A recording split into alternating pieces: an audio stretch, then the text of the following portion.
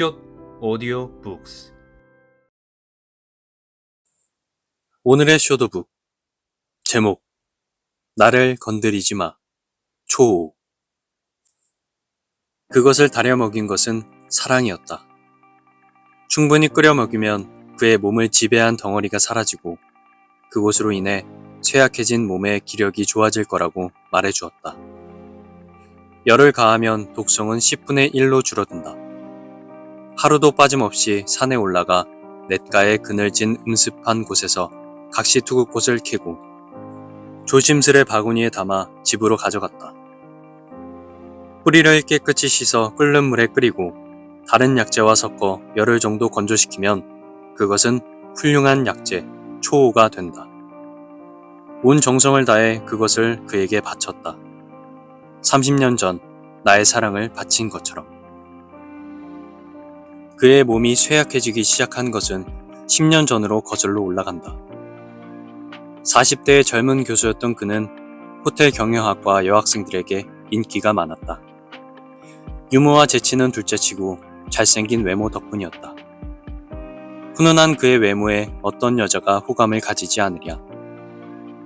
내가 푹 빠진 것처럼 여학생들이 그에게 빠지는 것이 이상하지 않았다. 어떤 사람들은 불안하지 않냐며 염려의 마음으로 묻지만 그의 마음의 자리는 나 한 명뿐이었다. 바람이 났다면 진작 연애 시절에 났을 것이고 나는 그를 떠났을 것이다. 10년의 연애와 20년의 결혼 생활 동안 그는 한결같이 나에게 사랑을 헌신했다. 그를 의심할 수 없었던 것은 그가 준 확신과 함께한 세월이었다. 그런데 그의 몸에 큰 덩어리가 생겼다. 그것도 가슴에 말이다.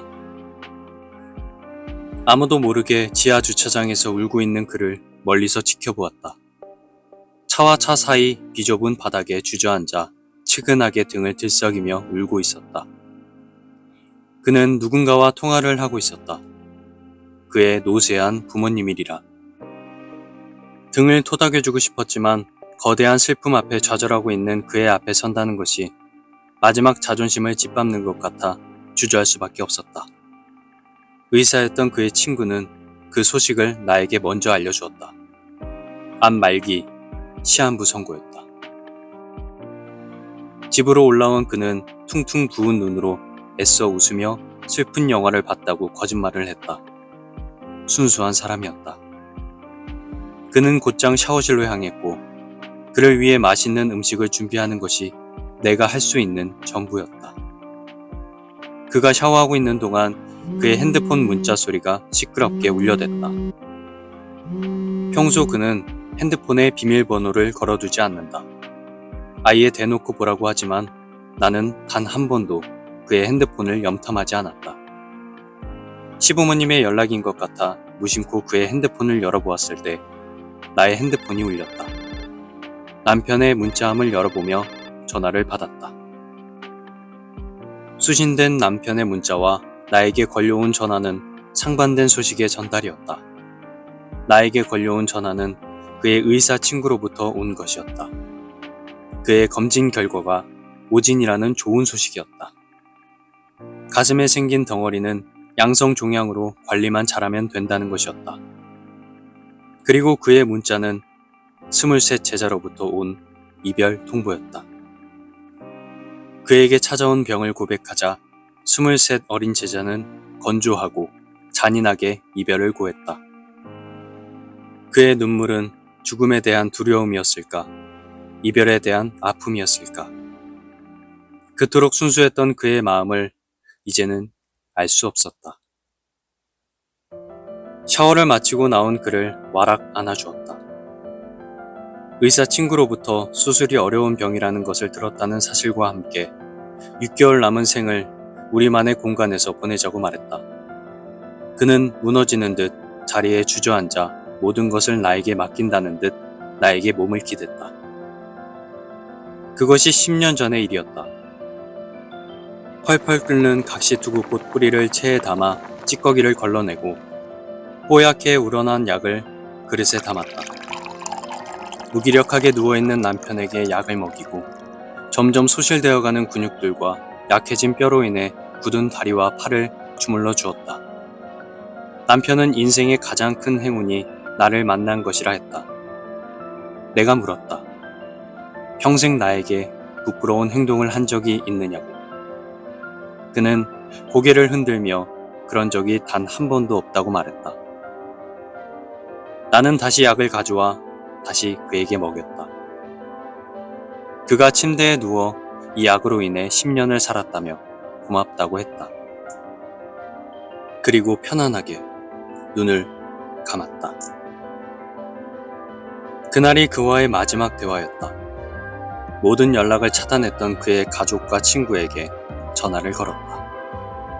그리고 그가 죽었다는 소식을 전했다. 깊은 산골에 위치한 그들의 집에 찾아온 것은 숨이 끊긴 그의 가족과 친구가 아닌 관할 지역의 경찰이었다. 그녀는 가족과 친구들에게 전화를 걸고 곧장 경찰서에 전화해 자신의 죄를 고백했다. 그의 사망 사인은 독극물로 인한 내부 장기 손상이었다. 그녀는 순순히 자백했다.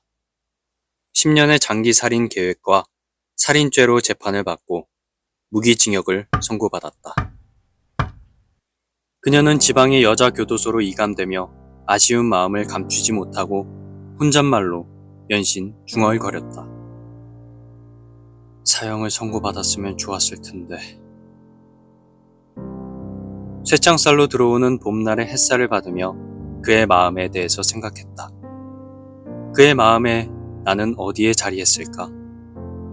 23 어린 제자와 이별의 눈물을 흘릴 만큼 나의 이별에도 그만큼의 슬픔이 묻어나올까?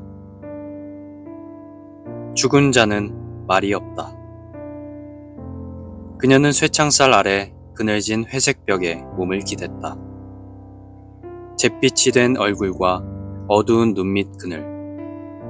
그녀는 무거워진 눈꺼풀을 올리지 못한 채 그대로 눈을 감았다. 다음 날, 그 다음 날에도 그녀는 눈을 뜨지 못했다. 매일같이 초우를 먹은 것은 그뿐만 아니었다. 그와 함께 그녀도 매일 그것을 다려 먹었다. 그에게 그것을 다려 먹인 것은 여전히 사랑이었다.